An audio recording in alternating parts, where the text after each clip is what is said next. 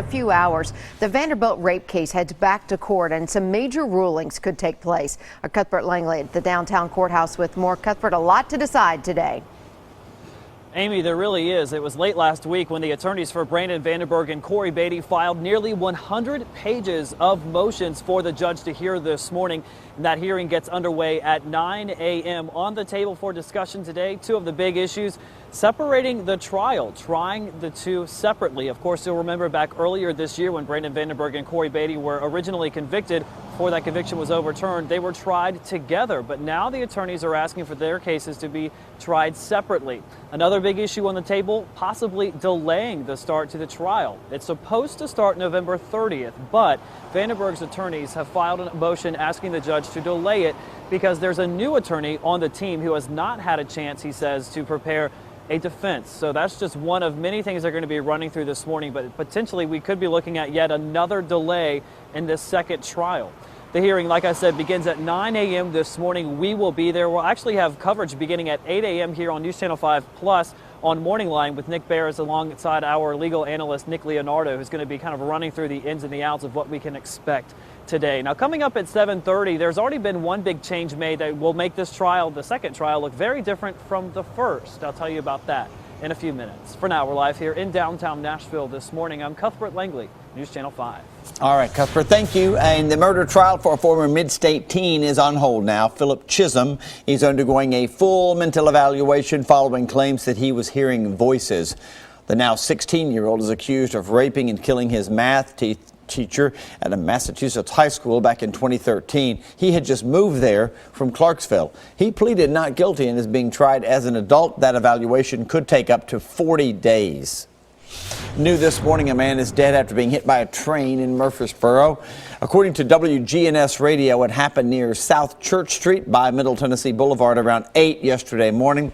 We're told the man was homeless. He was wearing headphones at the time and apparently walking on the track. Just didn't hear the train when he was struck. His name has not yet been released to the public. The driver accused of killing an entire family will face a judge for the first time this week. Benjamin Franklin was released from the hospital and arrested Friday. That's according to the Leaf Chronicle. The 37-year-old faces 3 counts of vehicular homicide. Troopers say Franklin was driving on Highway 13 near the Houston-Humphreys County line last Monday when he crossed onto oncoming traffic, slammed into another car head-on. William Griggs, Cassidy Leonard, and their 11-day-old daughter, Kimberlyn, were all killed. Franklin's bond was set at $1 million. He's expected to be arraigned sometime this week.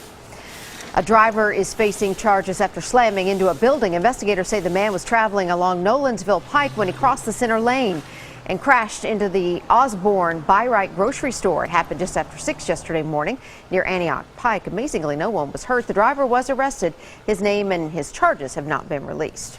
Here at home, 2 gunmen still on the run this morning after a shooting in Bordeaux. It started on Leewood Drive Sunday morning. Police say that a man claimed 2 men tried to shoot him. He then called his mother, who picked him up. The witnesses say that a gold sedan followed them and proceeded to shoot at their car on Hyde's Ferry.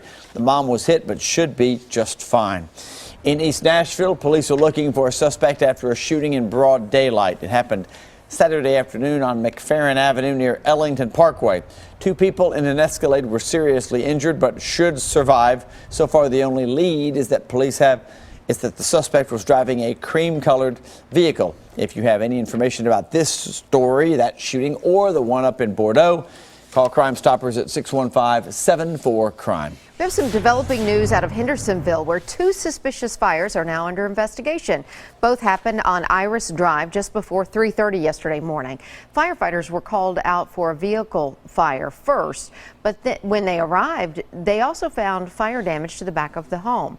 And this picture was sent to us by a viewer. No word yet on what sparked the flames, but we're told they do appear suspicious, especially since a fire happened at the same home back in August.